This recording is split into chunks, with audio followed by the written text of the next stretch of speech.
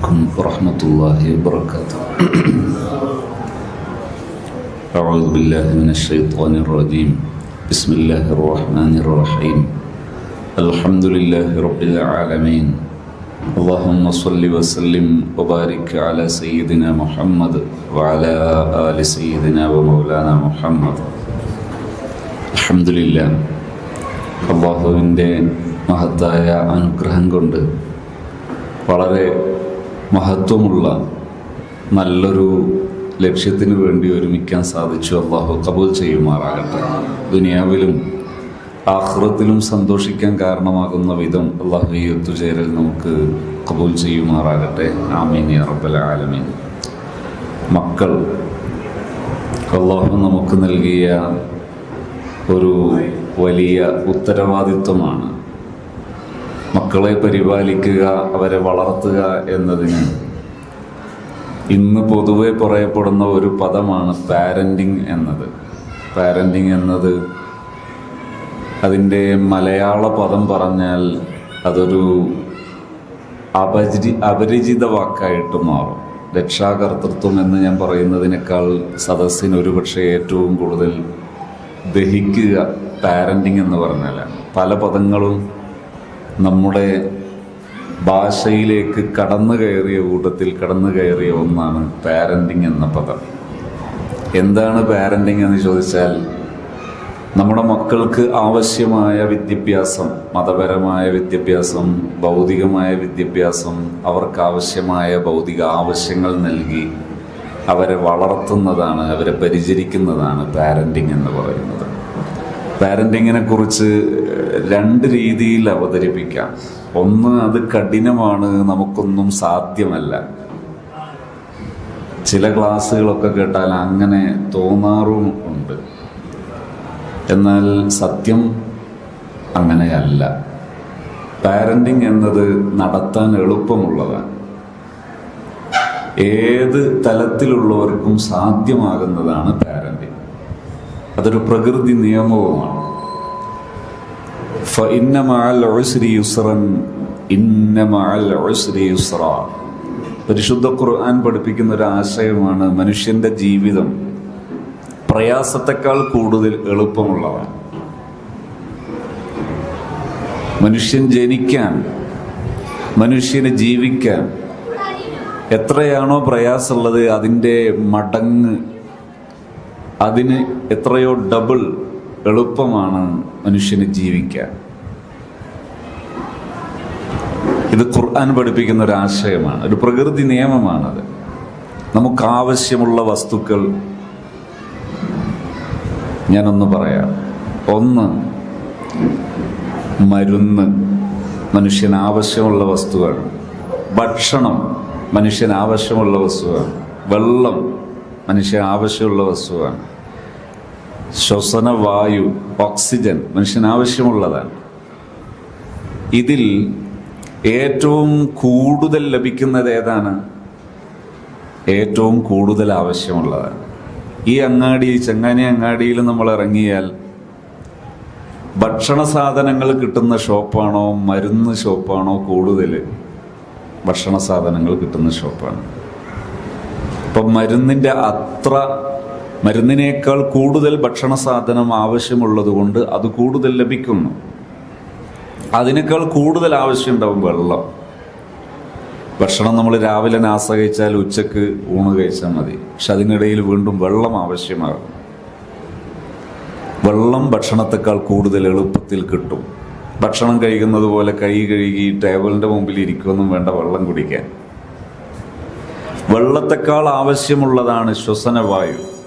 എന്നാൽ ഈ ശ്വസനവായുവിന് വേണ്ടി ഒരിക്കലും ഇരിക്കുകയോ നടക്കുകയോ കിടക്കുകയോ പ്രത്യേകം ചെയ്യണ്ട. നടക്കുന്നിടത്ത് കിട്ടും, ഇരുന്നാൽ കിട്ടും, കിടന്നാൽ കിട്ടും, എല്ലായിടത്തും കിട്ടും. ആവശ്യാനുസരണം ആവശ്യമുള്ളത് ലഭ്യമാവുക എന്നത് ഒരു പ്രകൃതി നിയമമാണ്, അള്ളാഹു വെച്ചൊരു വസനാണ്. എങ്കിൽ ഒരു ഉയർന്ന നിലവാരമുള്ള ഒരു ഔദ്യോഗിക വിദ്യാഭ്യാസമുള്ള ഒരാളും ഔദ്യോഗിക വിദ്യാഭ്യാസം ഇല്ലാത്ത ഒരാളും തമ്മിൽ പാരൻറ്റിങ് എല്ലാവരുടെയും ആവശ്യമാണ്. അതുകൊണ്ട് തന്നെ എല്ലാവർക്കും അത് സാധ്യവുമാണ്.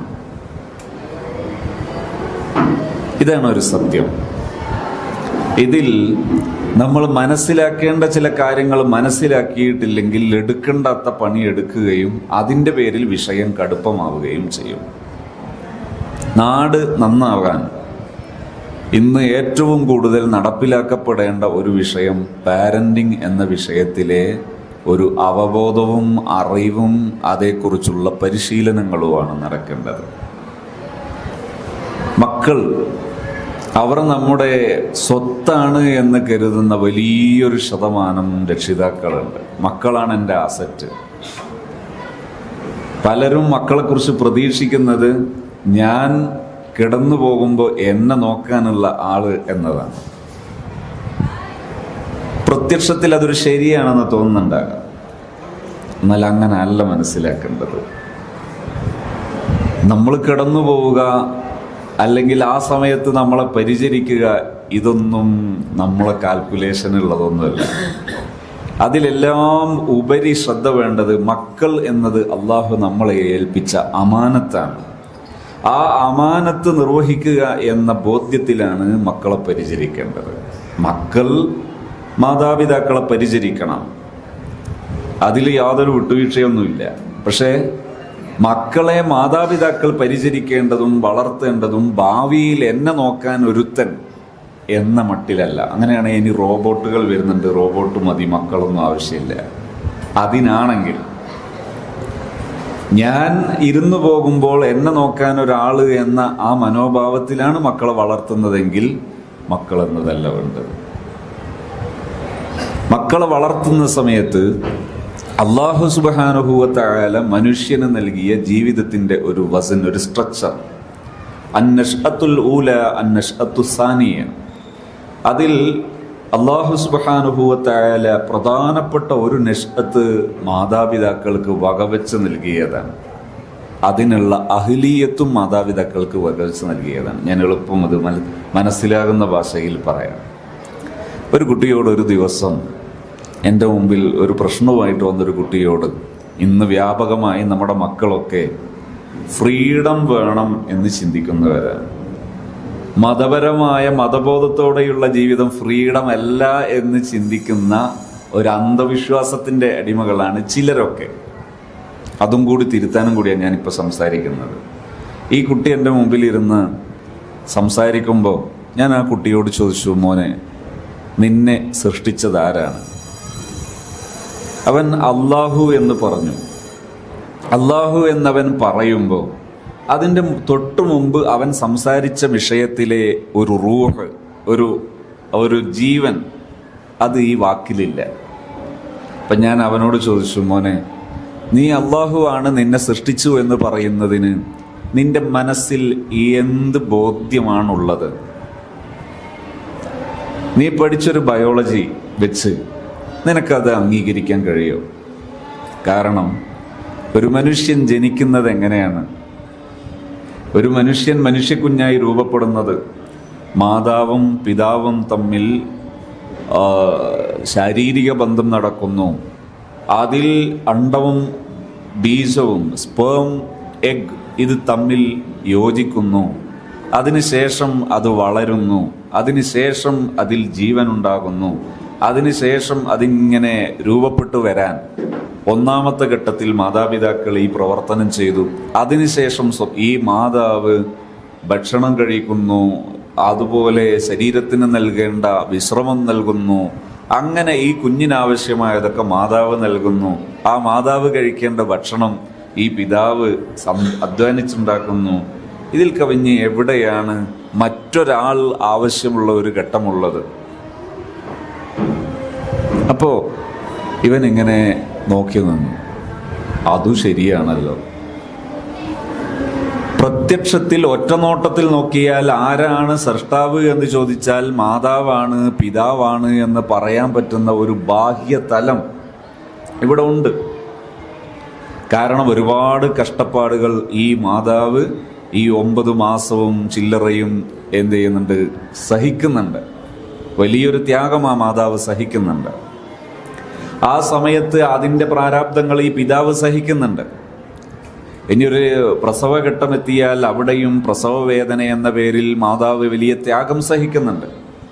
സമാനമായ ത്യാഗം പുറത്ത് ഭർത്താവും സഹിക്കുന്നുണ്ട്. ആ സമയങ്ങളിൽ ഒരു ഭാര്യ ഗർഭിണിയായി ഭാര്യ പ്രസവിക്കുന്നു എന്ന് പറയുന്ന ഘട്ടങ്ങൾ തരണം ചെയ്യുമ്പോൾ വലിയ ആശങ്കകളുടെ മുൾമുനയിലൂടെ ഈ ഭർത്താവും കടന്നു പോകുന്നുണ്ട്. അങ്ങനെയൊക്കെയാണ് ഒരു കുഞ്ഞുണ്ടാകുന്നത്. ഇവിടെ എവിടെയാണ് അള്ളാഹു എന്ന് ചോദിക്കാൻ പറ്റുന്നൊരു ബാഹ്യമായ ഒരു രൂപം ഉണ്ട്. എന്നാൽ അതിനർഹിക്കുന്നൊരു വക അള്ളാഹു എവിടെ വകവെച്ച് നൽകിയിട്ടുണ്ട്? മനുഷ്യന്റെ ജീവിതത്തിൽ മാതാപിതാക്കളെ തൃപ്തിപ്പെടുത്തി ജീവിക്കുക എന്ന ഉത്തരവാദിത്വത്തിലൂടെ നൽകിയിട്ടുണ്ട്. ഇനി ഞാൻ അത് വിശദീകരിക്കുന്നതിന് മുമ്പ് ചെറിയ ചില കാര്യങ്ങൾ കൂടി ഒന്ന് പറഞ്ഞു. അള്ളാഹുവാണ് ഈ മനുഷ്യന്റെ സൃഷ്ടാവ് എന്ന് മനസ്സിലാക്കാൻ ഈ ചെറിയ സമയം തന്നെ ചിന്തിച്ചാൽ മതി. ഞാൻ അവനോട് തന്നെ ചോദിച്ചു, മോനെ, അവന് ഈ ഉത്തരം ഇല്ലാതിരുന്നപ്പോൾ തിരിച്ചു ചോദിച്ചു, ഈ മനുഷ്യൻ ആണാകണം അല്ലെങ്കിൽ ഞാൻ പെണ്ണാകണം എന്ന് സ്വന്തം തീരുമാനിച്ചതാണോ? അല്ല. മാതാവോ പിതാവോ തീരുമാനിച്ചതാണോ? അല്ല. ആരാ? മറ്റൊരാൾ, ഒരു ശക്തനായ ഒരു സൃഷ്ടാവ്, അതാണ് അല്ലാഹു. കണ്ണ് വേണമെന്ന് മാതാവോ പിതാവോ തീരുമാനിച്ചിട്ടുണ്ടോ? അവരെ തീരുമാനം കൊണ്ടുണ്ടായതല്ല. കണ്ണിന് കാഴ്ച വേണമെന്നുള്ളത് മാതാവോ പിതാവോ തീരുമാനിച്ചതാണോ? അല്ല. ആരാ തീരുമാനിച്ചത്? അല്ലാഹു റബ്ബുൽ ആലമീൻ. ഇതെല്ലാം തീരുമാനിക്കുന്ന പുറത്തൊരാളുണ്ട് എന്നത് അവിടെ തന്നെ വ്യക്തമാണ്. അതിലെ ഓരോ ഘടനയിലും അത് വ്യക്തമാണ്. ഖുതിലൽ ഇൻസാനു മാ അക്ഫറഹു മിൻ അയ്യി ഷൈഇൻ ഖലഖഹു മിൻ നുത്ഫത്തിൻ ഖലഖഹു ഫഖദ്ദറ സുമ്മ സബീല യസറ. അങ്ങനെ ആ ചെറിയ ചെറിയ വാചകങ്ങളിലൂടെ വിശാലമായി അള്ളാഹു എന്ത് പഠിപ്പിച്ചു? ഒരു സർവ്വസമ്പൂർണനായ ഒരു സൃഷ്ടാവ് നിന്റെ പിന്നിലുണ്ട് എന്ന് പഠിപ്പിച്ചിട്ടുണ്ട്. ഞാൻ വിഷയപ്പെട്ടെന്ന് മാറ്ററിലൂടെ തന്നെ പോകാം. പാരന്റിങ് എന്ന് പറയുന്നിടത്ത് മാതാവ് പിതാവ് എന്നത് വലിയൊരു ദൗത്യമാണ്. ആ ദൗത്യം ബോധ്യപ്പെട്ട് അത് ഏറ്റെടുക്കുക എന്നതാണ് പ്രധാനം. ഇത് സീരിയസ് ആണ്, പക്ഷെ എളുപ്പമാണ്. ഏതുപോലെ ശ്വാസോച്ഛ്വാസം നടത്തുക, ശ്വസിക്കുക, വളരെ സീരിയസ് ആണ്. അത് നിന്നുപോയാൽ ആള് കാലിയാകും. അതിന് ഏറ്റവും കുറച്ചിലും ഉണ്ടായാൽ ശ്വാസം മുട്ടിൻ്റെ അസുഖമായി മാറും അത്. എന്നാൽ അതിന് വല്ല കഷ്ടപ്പാടും ഉണ്ടോ ഇപ്പോൾ? ഇല്ല. വളരെ സുതാര്യമായി ഇതൊക്കെ നടന്നുകൊണ്ടിരിക്കുകയാണ്. ഇതുപോലെയാണ് പാരന്റിങ്. പാരന്റിങ്ങിന് വേണ്ടി നമ്മൾ ചെയ്യേണ്ടത് ഒന്നാമത് നമ്മുടെ ബോധ്യമാണ്. പാരന്റിങ് എന്നത് വളരെ എളുപ്പം നടക്കേണ്ട ഒന്നാണ്. എവിടെയെങ്കിലും പ്രയാസമുണ്ടാകുന്നുണ്ടോ? അതേക്കുറിച്ച് മുത്തുനബി സല്ലല്ലാഹു അലൈഹി വസല്ലം തങ്ങൾ പറഞ്ഞു, കുല്ലു മൗലൂദിൻ യൂലദു അലൽ ഫിത്ര. ഓരോ മനുഷ്യ കുഞ്ഞും ജനിച്ചു വീഴുന്നത് അവൻ സ്വമേധയാ ജീവിച്ച് മുന്നോട്ട് പോകാൻ സന്നദ്ധമാകുമ്പോൾ അവന് നല്ല ഗംഭീരമായി നല്ലൊരു മനുഷ്യനായി പോകാൻ പറ്റുന്ന ഒരു പരുവത്തിലാണ്. പിന്നെ എവിടുന്നാ ദുഷിക്കുന്നത്? ഫഅബവാഹു യുഹവ്വിദാനിഹി വയുമജ്ജിസാനിഹി വയുനസ്സിറാനിഹി. ഈ ആശയം, അതായത് പ്രത്യേകിച്ച് നാം മാതാപിതാക്കൾ, കുട്ടിയുടെ ചുറ്റിലുമുള്ള മുതിർന്നവർ എന്ന് വേണമെങ്കിൽ ഇതിന് അർത്ഥം പറയാൻ പറ്റുന്നൊരു പദമാണത്. അവർ കാരണമാണ് കുട്ടികളിൽ പ്രശ്നങ്ങൾ ഉണ്ടാകുന്നത്. നമ്മൾ ഏതാനും ദിവസം ഒരു 3 ദിവസത്തെ ക്യാമ്പ് സംഘടിപ്പിച്ചു വിദ്യാർത്ഥികൾക്ക്, ഒരു റിസോർട്ടിൽ വെച്ചിട്ടാണ്. അങ്ങനെ ആ ക്യാമ്പിൽ വന്ന മക്കൾ, അതിലൊരു കുട്ടി SSLC കഴിഞ്ഞ കുട്ടിയാണ്, ഒരു 17 വയസ്സെങ്ങാനും കാണും. ഈ കുട്ടി തുടക്കത്തിൽ നമ്മൾ കുട്ടികളുടെ വിവരങ്ങൾ ശേഖരിക്കുന്ന സമയത്ത് ചോദിച്ചപ്പോൾ 1.5 വർഷമായി നിസ്കരിച്ചിട്ട്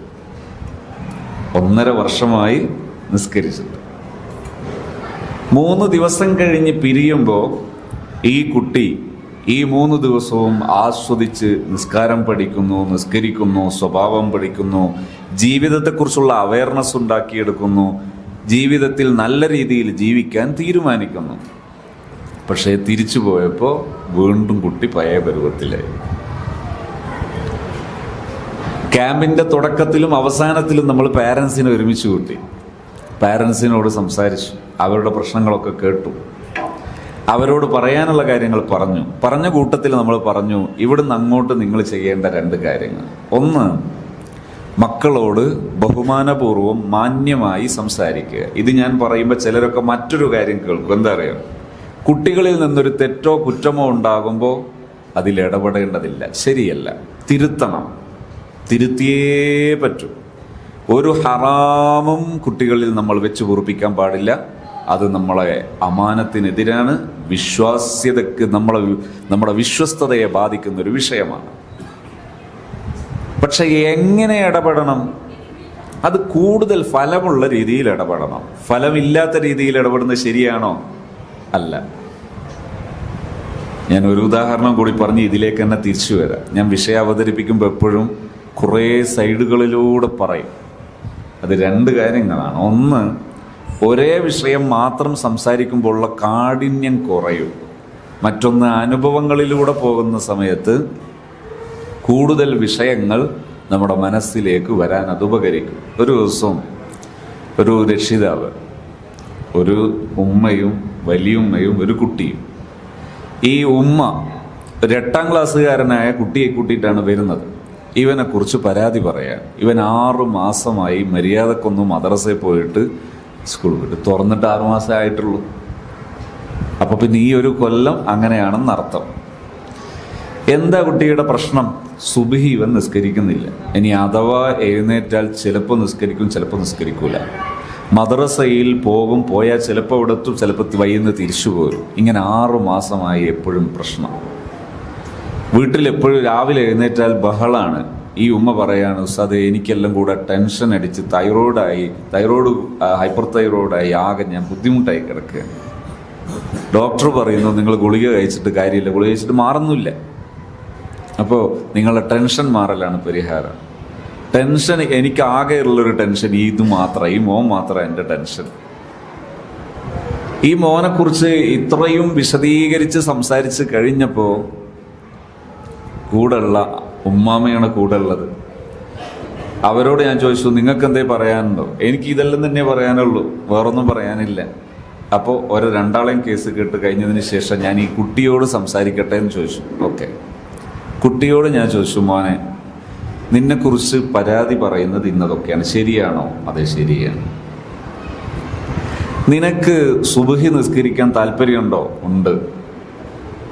ഞാൻ ഇല്ല എന്നത് പ്രതീക്ഷിച്ചിരുന്നു. അങ്ങനെ സാധ്യതയുണ്ട് ഇക്കാലത്ത്. മദ്രസയിൽ പോകാൻ താല്പര്യമുണ്ടോ? ഉണ്ട്. മദ്രസയിൽ കറക്റ്റ് സമയത്ത് പോകാൻ താല്പര്യമുണ്ട്. സ്കൂളിൽ പോകാൻ താല്പര്യമുണ്ടോ? ഇല്ല. ഞാൻ ചോദിച്ചു എന്തുകൊണ്ട്? അവൻ നേരിട്ട ചില അന്യായങ്ങൾ അവൻ കൃത്യമായി ബോധിപ്പിച്ചു. അത് ശരിയുമാണ്. ഒരധ്യാപകൻ ഈ കുട്ടിയോട് അപമര്യാദയായി അനർഹമായി പെരുമാറിയപ്പോൾ അവനത് പരാതിപ്പെട്ടപ്പോൾ ആ അധ്യാപകനെതിരെ നടപടിയെടുത്തു. ആ കുട്ടി അന്യായമായി എന്ന് പറഞ്ഞാൽ അനാദരവോടൊന്നും ചെയ്തിട്ടില്ല, ന്യായമായി മാത്രമേ പെരുമാറിയിട്ടുള്ളൂ, അനാദരവൊന്നും കാണിച്ചിട്ടില്ല. പക്ഷേ ഈ അധ്യാപകൻ അതിനുശേഷം ഈ കുട്ടിയെ നിരന്തരം പല രീതിയിൽ ക്രൂശിക്കാൻ തുടങ്ങി. ഇത് ഈ കുട്ടിക്ക് വലിയ വിഷമായി. അത് വീട്ടിൽ പറഞ്ഞ സമയത്ത് രക്ഷിതാവ്, പൊതുവേ നമുക്കൊരു ശൈലിയുണ്ട്, എന്താ, അധ്യാപകരെ ബഹുമാനിക്കണം എന്ന കാരണത്താൽ കുട്ടികളെ കേൾക്കാതിരിക്കുക. അത് തെറ്റാണ്. കുട്ടികളെ കേൾക്കണം, പക്ഷേ കുട്ടികൾ എന്തു പറയുന്നതും തൊള്ള തൊടാതെ വിഴുങ്ങിയിട്ട് അധ്യാപകരെ നിന്ദിക്കരുത്. അത് തെറ്റാണ്. എപ്പോഴും നീതിപൂർവം പെരുമാറാൻ രക്ഷിതാക്കൾക്ക് കഴിയണം. ഈ രക്ഷിതാക്കൾ, ഈ ഉമ്മ ഈ കുട്ടി പരാതി പറയുമ്പോൾ കുട്ടിയെ കാടടിച്ച് വെടിവെക്കാൻ തുടങ്ങി, അങ്ങനെയൊന്നും ഉണ്ടാവില്ല എന്ന് പറഞ്ഞ് കുട്ടിയെ അവഗണിച്ചു. അതോടുകൂടെ പ്രശ്നം കോംപ്ലിക്കേറ്റഡായി. അപ്പോൾ സ്കൂളിൻ്റെ വിഷയം പറഞ്ഞപ്പോൾ ഞാൻ അതിൻ്റെ പരിഹാരം മറ്റൊരു പാർട്ടാക്കി വെച്ചു. അപ്പോൾ പരിഹാരം ആയൊരു ഭാഗം ഉണ്ടല്ലോ, അതേതാ? മദ്രസയിൽ കുട്ടി പോകാൻ റെഡിയാണ്, കറക്റ്റ് സമയത്ത് എഴുന്നേൽക്കാൻ റെഡിയാണ്, സുബ്ഹി നിസ്കരിക്കാൻ റെഡിയാണ്. ഞാൻ ഈ മോനോട് ചോദിച്ചു, മോനെ ഇങ്ങനെ കൃത്യമായിട്ട് സുബ്ഹിക്ക് എഴുന്നേറ്റ് സുബ്ഹി നിസ്കരിച്ച് മദ്രസയിൽ കറക്റ്റ് സമയത്ത് പോകാൻ നിനക്ക് ഏത് ഹെൽപ്പാണ് ഉമ്മ ചെയ്യേണ്ടത്? ബാപ്പ വീട്ടിലില്ല. അപ്പോൾ ഇവനിങ്ങനെ 2-3 സെക്കൻഡ് ആലോചിച്ചിട്ട് എന്നോട് പറഞ്ഞു, ഉമ്മ എൻ്റെ അടുത്തേക്ക് വരാതിരുന്നാൽ മതി. ഉമ്മ എൻ്റെ അടുത്തേക്ക് തന്നെ വരാതിരുന്നാൽ മതി. ഞാൻ ചോദിച്ചു എന്താ? ഞാൻ ചിലപ്പോഴൊക്കെ എഴുന്നേൽക്കണമെന്ന് വിചാരിക്കും, ഈ ഉമ്മാൻ്റെ വിളി കേട്ടാ ഒന്നും കൂടി കിടക്കണമെന്ന് വിചാരിക്കും. മദ്രസയിൽ പോകുന്ന എനിക്കിഷ്ടമാണ്. ഈ ഉമ്മാൻ്റെ ശല്യം കാരണം പുറപ്പെട്ടാൽ വഴിയിലെത്തുമ്പോഴും എനിക്ക് ഈ മനസ്സിലുള്ള ഇറിറ്റേഷൻ, ഈ വലപ്പ് അടങ്ങുന്നില്ല. അപ്പം ഞാൻ തിരിച്ചു പോരും. അപ്പം ഞാൻ ചോദിച്ചു എന്താ പരിഹാരം? ഉമ്മ എൻ്റെ വഴിക്ക് വരണ്ട. അപ്പം നീ എങ്ങനെ എഴുന്നേൽക്കും? അതിനിങ്ങനെ ആലോചിച്ചിട്ട് പറഞ്ഞു, അത് ഞാൻ പ്ലാൻ കണ്ടോളാം. എങ്ങനെ മദ്രസയിൽ പോകും? അതൊക്കെ ഞാൻ പ്ലാൻ ചെയ്യും. ഞാൻ ചോദിച്ചു എത്ര സമയം വേണം? ഇങ്ങനെയൊന്ന് നേരെയാക്കിയെടുക്കാൻ നിനക്ക് എത്ര സമയം വേണം? എനിക്കൊരാഴ്ച സമയം തന്നാൽ മതി. അങ്ങനെ ഞാനൊരു പണിയെടുത്തു. ഞാൻ അവനോട് പറഞ്ഞു, അവൻ്റെ 2-3 ആളെ ഒന്നിച്ചിരുത്തി അവരുടെ കയ്യിൽ മധ്യസ്ഥം പറയാൻ. ഇപ്പം 6 മാസമായിട്ടൊക്കെ തീരാത്ത ഒരു പ്രശ്നം ഞാൻ ഒറ്റാഴ്ച കൊണ്ട് തീർത്താൽ അതൊരു അധികമായി പോകല്ലേ. ഞാൻ എന്ത് ചെയ്തു, ഒരു 2 ആഴ്ച സമയം പറഞ്ഞു. ഈ 2 ആഴ്ച വരെ നിങ്ങൾ മകൻ്റെ വിഷയത്തിൽ ഇടപെടണ്ട, മകൻ സ്വമേധയാ ചെയ്യട്ടെ. ഒരാഴ്ച കഴിഞ്ഞിട്ട് നിങ്ങൾ ഒന്നുകൂടി വരിക. കാരണം കുറേ പോരായ്മകളുണ്ടാവും. ഒരു മകൻ സ്വയം കാര്യങ്ങൾ ചെയ്യുമ്പോൾ ചെറിയ ചെറിയ പോരായ്മകളുണ്ടാവും. അതൊരാഴ്ച കൊണ്ട് തിരുത്തിയാലും ലാഭമല്ലേ? കാരണം 6 മാസം കൊണ്ട് തീരാത്ത കേസ് ഒരാഴ്ച കൊണ്ട് തീർന്ന എന്തായാലും ലാഭമാണ്. കാരണം ഒരുപാട് സൈക്കോളജിസ്റ്റുകളുടെ അടുത്തൊക്കെ അവർ പോയിട്ടുണ്ട്. അപ്പോൾ ഉമ്മയും സമ്മതിച്ചു, ഉമ്മാമ സാക്ഷിയും. എന്താ തീരുമാനം? സുബഹിക്ക് വിളിക്കാൻ ഉമ്മ പോകരുത്, മദ്രസയിൽ പോകാൻ ഉമ്മ പറയരുത്, ആ വഴിക്ക് പോകരുത്. അവൻ സ്വയം ചെയ്തിട്ടില്ലെങ്കിലോ തുറക്കാതിരുന്നാൽ മതി. ഇതൊന്നും തുറക്കാതെ ഒന്ന് പൂട്ടിയാൽ മാത്രം മതി എന്നാ മോൻ്റെ ആവശ്യം. ഉമ്മാമ പറഞ്ഞു, ഉസ്താദെ അത് ശരിയാ. ഉമ്മാമാൻ്റെ സാക്ഷ്യം. അപ്പോൾ എന്ത് ചെയ്തു? തീരുമാനമായി. അടുത്ത ആഴ്ച വരുന്നത് വരെ ഇനി ഒരു നെല്ലയിലും ഈ പറയപ്പെട്ട കാര്യങ്ങൾ ചെയ്യരുത്. ഉമ്മയും സമ്മതിച്ചു, ഉമ്മാമ സാക്ഷി, മോനും സമ്മതിച്ചു. പിറ്റേ ദിവസം ഇതേപോലത്തെ ഒരു സമയം, ഒരു 8 മണിക്ക് എൻ്റെ ഒരു ക്ലാസ് എടുത്തുകൊണ്ടിരിക്കുമ്പോൾ 18 മിസ് കോൾ ഒരേ നമ്പറിന്. അങ്ങനെ ക്ലാസ് കഴിഞ്ഞപ്പോൾ ഞാൻ തിരിച്ചു വിളിച്ചപ്പോൾ മറുപുറത്തുള്ള ആൾ പറയുന്നു, സദാ ഇന്നലെ വന്ന ആ ഇന്ന കുട്ടിയുടെ ഉമ്മയാണ്, അവൻ ഇതുവരെ എഴുന്നേറ്റിട്ടില്ല. ഞാൻ ചോദിച്ചു നിങ്ങൾ എന്താ ചെയ്തതെന്ന് ചോദിച്ചു. ഞാൻ എത്ര സമയമായി അവനെ വിളിക്കുന്നു. ഓടാത്തവരുണ്ടോ തലയിൽ? ഇവരെന്താ പറഞ്ഞേ? ഞാൻ എത്ര സമയമായി വിളിക്കുന്നു. നമ്മളെന്താ തീരുമാനിച്ചത്? വിളിക്കരുത്, ആ വഴിക്ക് പോകരുതെന്നാ തീരുമാനിച്ചത്. ഈ കുട്ടി ഉറങ്ങാൻ കാരണം എന്താ? ഈ ഉമ്മയുടെ വിളിയ. ഞാൻ ഈ പറയുന്നതിൻ്റെ അർത്ഥം കുട്ടികളെ വിളിക്കരുത് എന്നുള്ള ഒറ്റവാക്കിലുള്ള ഒരു നിർദ്ദേശമല്ല. കുട്ടി രാവിലെ എഴുന്നേൽക്കാൻ എന്താ ചെയ്യേണ്ടത്? നിങ്ങൾ തലേ ദിവസം കുട്ടിയുടെ കൂടെ ഇരുന്ന് സംസാരിക്കുക. മോനെ, രാവിലെ എല്ലാ ദിവസവും തലേന്ന് സംസാരിക്കൊന്നും വേണ്ട. തലേ ദിവസം എന്ന് പറഞ്ഞത് ഉദ്ദേശിക്കുന്നത് നേരത്തെ, ആ സമയത്തല്ല സംസാരിക്കേണ്ടത്. അതായത് സുബഹിക്ക് എഴുന്നേൽക്കേണ്ട ആ സമയത്തല്ല, മറ്റൊരു സമയത്ത് കുട്ടിയുടെ കൂടെ ഇരുന്ന് സംസാരിക്കും. മോനെ, നിനക്ക് രാവിലെ എഴുന്നേറ്റ് മദ്രസയിലൊക്കെ പോകുന്ന നല്ലൊരു കുട്ടിയാകാൻ താല്പര്യമുണ്ടോ? ഉണ്ടെങ്കിൽ മോൻ എങ്ങനെയാ അത് ചെയ്യുക? ഉപ്പ അല്ലെങ്കിൽ ഉമ്മ എന്താ മോന് ചെയ്തു തരേണ്ടത്? ഇങ്ങനെ സംസാരിക്കുമ്പോൾ മക്കൾ പറയും, എന്ത്, എനിക്കിങ്ങനെയാ വേണ്ടത്, ഇന്നത് ചെയ്താൽ മതി. അത് മാത്രമേ ചെയ്യാവൂ. അതിൻ്റെ അപ്പുറവും ചെയ്യരുത്, ഇപ്പുറവും ചെയ്യരുത്. നടക്കുന്നില്ലേ, അടുത്ത ദിവസം വീണ്ടും ഇരിക്കണം. ഈ ഇരിക്കാൻ പറ്റണമെങ്കിൽ നല്ല ബന്ധം സ്ഥാപിക്കണം.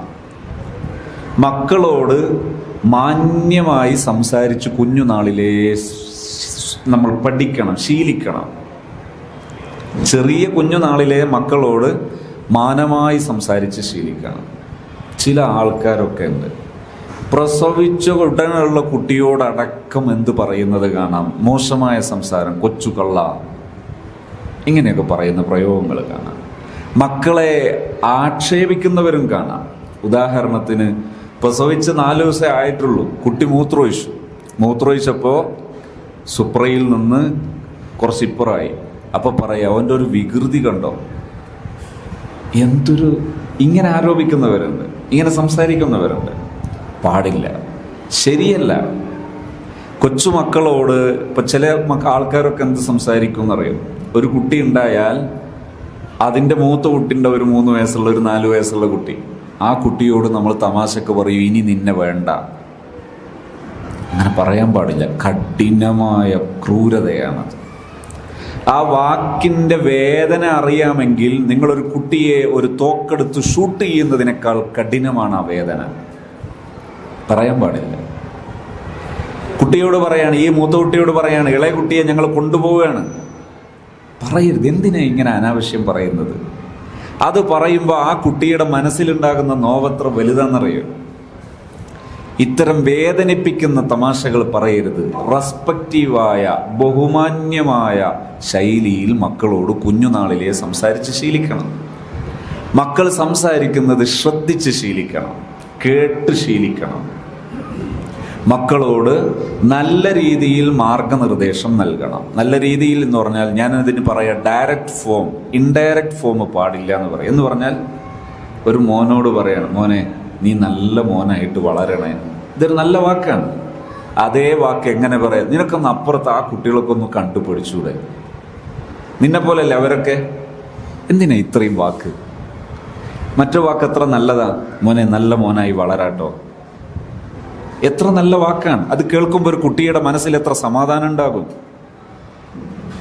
ഒരു ദിവസം പ്ലസ് ടു വിദ്യാർത്ഥിയായ, +1 കഴിഞ്ഞ ഉടനെയുള്ള ഒരു വിദ്യാർത്ഥിയെയും കൊണ്ട് എൻ്റെ ഒരു സുഹൃത്ത്, ഒരു പ്രഗത്ഭനായ ഒരു ട്രെയിനറാണ്, അദ്ദേഹത്തിൻ്റെ ഈ കുട്ടിയെയും കുട്ടിയുടെ രക്ഷിതാക്കളെയൊക്കെ കൂട്ടിയിട്ട് എൻ്റെ അടുത്ത് വരുന്നു ഒരു ദിവസം.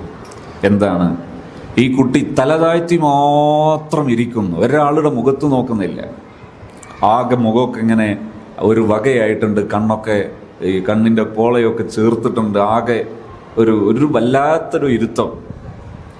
ഞാൻ ചോദിച്ചു, എന്തു പറ്റി? കുറേ ദിവസമായി മോൻ ഇങ്ങനെയാണ്. എപ്പോഴാണ്, എന്താണ് പ്രശ്നം ഉണ്ടായത്? ഇവൻ്റെ സ്കൂളിൽ ഒരു തല്ല് നടന്നു. +1 വിദ്യാർത്ഥികൾക്കിടയിൽ 2 സ്കൂളുകളിൽ തമ്മിൽ തല്ല് നടന്നിട്ട് അത് പോലീസ് കേസായി, പിടിക്കപ്പെട്ടു. അങ്ങനെ പ്രശ്നമായി. ചൈൽഡ് കെയർ വകുപ്പൊക്കെ ഇടപെട്ടു. അങ്ങനെ മെഡിസിൻ കൊടുത്തു. അങ്ങനെയൊക്കെയാണ് ഇപ്പോൾ ഉള്ളത് എന്ന് പറഞ്ഞു. അങ്ങനെ മെഡിസിൻ കൊടുത്തിട്ടും ഈ കുട്ടി റിക്കവർ ആകുന്നില്ല. ഫുൾ ടൈം ഈ രീതിയിലാണ്.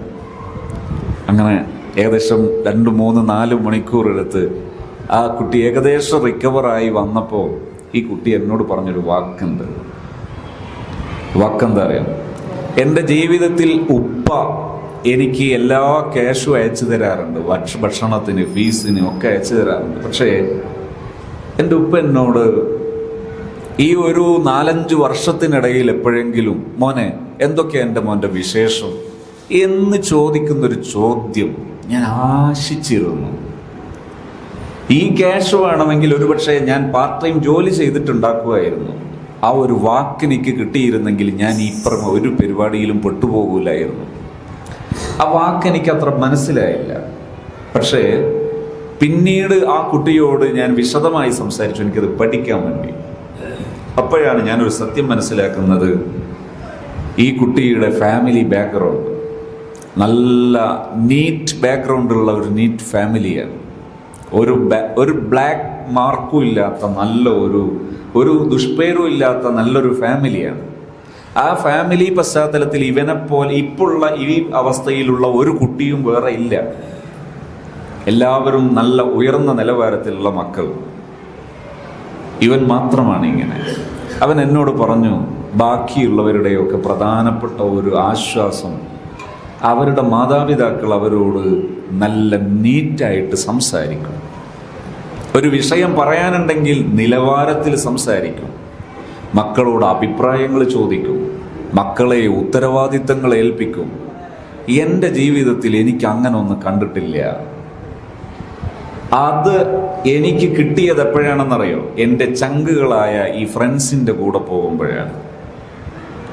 അപ്പം ഞാൻ പെട്ടുപോയി. എനിക്കിഷ്ടമില്ലായിരുന്നു ഈ ചങ്കുകൾ എന്ന് വിളിക്കുന്ന എൻ്റെ ഈ മിത്രങ്ങളായി ഞാൻ കാണുന്ന ഈ കൂട്ടുകാരുടെ ആക്ടിവിറ്റീസുകളൊന്നും എനിക്കിഷ്ടമില്ലായിരുന്നു. എനിക്കിഷ്ടം എൻ്റെ ഫാമിലിയുടെ ആ നല്ല കൃത്യമായി ജമാഅത്തിന് പോകുന്ന, അതുപോലെ നല്ല നല്ല സദസ്സുകളിലൊക്കെ കൃത്യമായി പങ്കെടുക്കുന്ന, അങ്ങനെ ഇതൊരു ഡീസൻറ്റ് ലൈഫ്, അതായിരുന്നു എനിക്കിഷ്ടം. പക്ഷേ അവിടെ എനിക്ക് ഒരു മാനസികമായ ഒരു സ്വസ്ഥതയോ സന്തോഷമോ കിട്ടാതായപ്പോഴാണ് ഞാൻ എവിടെ പെട്ടുപോയത്? എൻ്റെ ഫ്രണ്ട്സിൻ്റെ വലയത്തിൽ പെട്ടുപോയത്. അവിടെ എൻ്റെ പിതാവെങ്ങാനും എന്നോട് ഈ രീതിയിൽ പെരുമാറിയിരുന്നെങ്കിൽ ഞാൻ പെട്ടുപോകൂലായിരുന്നു എന്ന് കുട്ടി പറഞ്ഞപ്പോൾ അതവൻ്റെ ഉള്ളിൽ നിന്ന് വന്നൊരു വാക്കാണ് എന്നെനിക്ക് മനസ്സിലായി. നമ്മുടെ മക്കളും ഉണ്ട് എൻ്റെ സദസ്സിൽ. ഞാൻ അവർക്ക് കൂടി മനസ്സിലാക്കാൻ വേണ്ടി ചെറിയൊരു കാര്യം കൂടെ പറഞ്ഞ് തിരിച്ചു വരാം. ഫ്രണ്ട്ഷിപ്പ് ഒരു മനുഷ്യന് ആവശ്യമാണ്. മനുഷ്യൻ കീപ്പ് ചെയ്യണം, കൊണ്ടു നടക്കണം ഫ്രണ്ട്ഷിപ്പ്. ചിലരൊക്കെ ഫ്രണ്ട്ഷിപ്പിൻ്റെ പേരിൽ ഫാഷനുകൾക്ക് വിധേയപ്പെടുന്നു. ഹെയർ ഡ്രസ്സിങ് പ്രത്യേക മോഡൽ ചെയ്യുക, ഡ്രസ്സ് പ്രത്യേക മോഡൽ ചെയ്യുക, ഇത് വലിയ കാര്യമാണ് എന്ന് ഫ്രണ്ട്ഷിപ്പിൻ്റെ പേരിൽ അവർ കരുതുകയും ചെയ്യുന്നു. സത്യത്തിൽ ഇതൊരു ഒറ്റപ്പെടലാണ്. ഫ്രണ്ട്ഷിപ്പ് ഏതാ?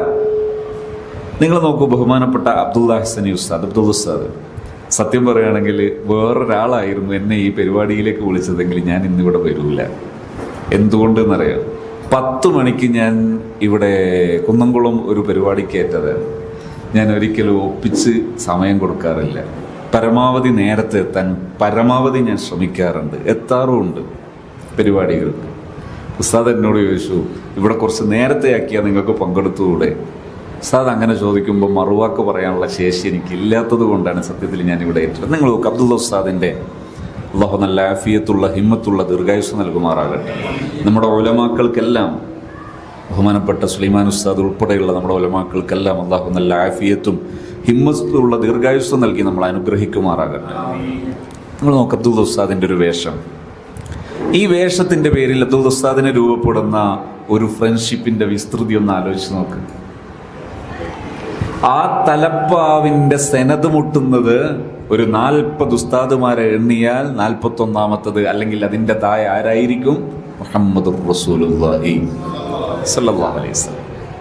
മുഹമ്മദ് നബി സ്വല്ലല്ലാഹു അലൈഹി വസല്ലം തങ്ങൾ എന്ന് പറഞ്ഞാൽ സയ്യിദുൽ അംബിയാ വൽ മുർസലീൻ, എല്ലാ അംബിയാക്കളുടെയും നേതാവ് എന്ന് പറഞ്ഞാൽ അബുൽ ബശർ, അവ്വലുൽ ബശർ, ആദം നബി അലൈഹിസ്സലാം മുതലുള്ള ആദ്യത്തെ മനുഷ്യനായ ആദം നബി അലൈഹിസ്സലാം മുതലുള്ള എല്ലാ അംബിയാക്കളുടെ നേതാവ് എന്ന് പറഞ്ഞാൽ മനുഷ്യ ചരിത്രത്തിലെ തുടക്കം മുതൽ ഇന്നേ വരെയുള്ള നല്ല മനുഷ്യരും പ്രഗത്ഭരും പ്രശസ്തരും ആരൊക്കെയുണ്ടോ അവരുമായൊക്കെ ഫ്രണ്ട്ഷിപ്പ് സ്ഥാപിക്കപ്പെടുകയാണ് ഈ വേഷത്തിലൂടെ.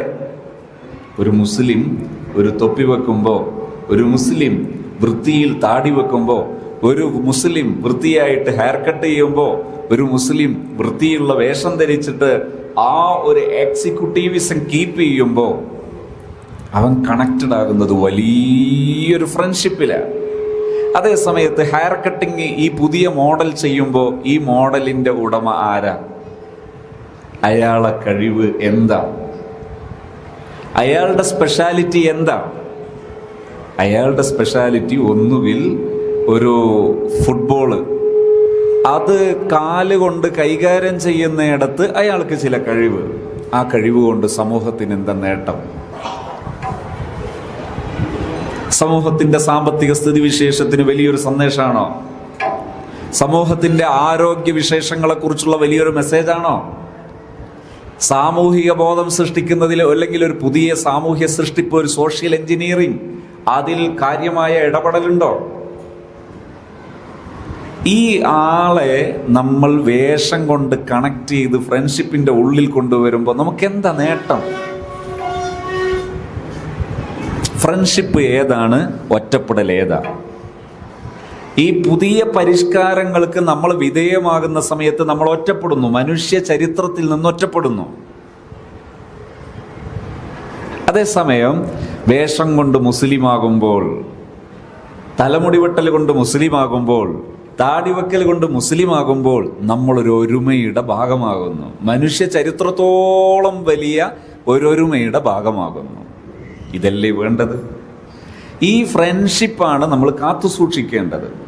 എന്നാൽ പലപ്പോഴും ഫ്രണ്ട്ഷിപ്പല്ലാത്ത വഹ്ശത്ത്, ഒറ്റപ്പെടൽ, ഈ ഒറ്റപ്പെടലിൽ നമ്മുടെ മക്കൾ പെട്ടുപോകാൻ കാരണം ഏതാ? നാം നമ്മുടെ മക്കളോട് കൂട്ടുകൂടാൻ പഠിക്കാതിരിക്കുമ്പോഴാണ്. അതുകൊണ്ട് ചെറിയ നാൾ മുതൽ മക്കളോട് നല്ല രീതിയിൽ സംസാരിച്ച് ശീലിക്കുക. പൊട്ടിത്തെറിച്ച് സംസാരിക്കാതിരിക്കുക. വെറുതെ പറയുന്ന ചെറിയ വാക്കുകൾ, തല്ലും എന്ന് അനാവശ്യമായിട്ട് പറയാം, അല്ലെങ്കിൽ അനാവശ്യമായിട്ട് ഭീഷണിപ്പെടുത്തുക, വെറുതെ അസഭ്യം പറയുക. ഇതിന് പകരം നല്ല വാക്കുകൾ പറയുക. നല്ല മോൻ. ഒരു രാവിലെ എഴുന്നേറ്റ് വരുന്ന സമയത്ത് മക്കളോട് നമ്മൾ പറയുന്ന വാക്കുകൾ നല്ല നിലവാരമുള്ള വാക്കായിരിക്കണം. ഒരു വാപ്പ മകന്റെ മുഖത്ത് നോക്കി ഒന്ന് പുഞ്ചിരിച്ച് സലാം പറഞ്ഞൊരു മുസാഫഹത്ത് ചെയ്യാൻ എന്താ തടസ്സം? ജസ്റ്റ് നിങ്ങളൊന്ന് ചെയ്തു നോക്കത്. ഈ സദസ്സിലിരിക്കുന്ന സമയത്ത് നിങ്ങൾ മനസ്സിലൊന്ന് കണ്ടു നോക്ക്. നമ്മളെ മക്കളോട് ഒന്ന് സലാം പറഞ്ഞ് പുഞ്ചിരിച്ചൊരു മുസാഫഹത്ത് ചെയ്യുന്നൊരു രംഗം ഒന്ന് മനസ്സിൽ കണ്ടു നോക്കുക.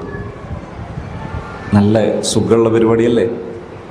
നമുക്ക് സുഖം ഉണ്ടാവും, കിട്ടുന്ന കുട്ടിക്ക് സുഖം ഉണ്ടാവും. ഉമ്മമാരെ, എൻ്റെ ശബ്ദം കേൾക്കുന്നുണ്ടല്ലോ, നിങ്ങൾ ഇതൊന്ന് പരിശീലിച്ച് നോക്ക്. എന്തൊരു സുഖം ഉണ്ടാവുന്നത്. ഇത് രാവിലെ എഴുന്നേൽക്കുമ്പോൾ തന്നെ ഇടിപൊട്ടിക്കുന്ന പദപ്രയോഗങ്ങൾ. അത് ഇത് എഴുന്നേൽക്കുമ്പോൾ തന്നെ ഇതാ കേൾക്കുക. ഇവൻ വിചാരിക്കും നേരം വെളുക്കണ്ടായിരുന്നു, മുഴുവൻ രാത്രിയായാൽ മതിയായിരുന്നു. ഇതാണ് പ്രശ്നം. ഇവിടെ നിന്നാണ് പരിഹാരം തുടങ്ങേണ്ടത്. നമ്മുടെ മക്കളോട് സമീപിക്കുന്ന സമീപന രീതിയിൽ എപ്പോഴും നിലവാരമുള്ള സമീപന രീതി വേണം. തെറ്റുകൾ തിരുത്തണം. തിരുത്തുന്നതിന് എന്ത് ചെയ്യേണ്ടതില്ല. മക്കളെ ഇൻസൾട്ട് ചെയ്യണമെന്നില്ല, അസഭ്യം പറയണമെന്നൊന്നുമില്ല, തല്ലണം എന്നില്ല. നിങ്ങൾ മക്കളോട് നല്ല രീതിയിൽ പെരുമാറുന്നൊരു മാതാപിതാക്കളാണെങ്കിൽ ആ മക്കളെ ഇരുത്തിയിട്ട് നിങ്ങൾ ഈ വിഷയം, ശ്രദ്ധയിൽപ്പെട്ട വിഷയം ജസ്റ്റ് ഒന്ന് പറഞ്ഞാൽ മതി, മക്കൾ മാറും.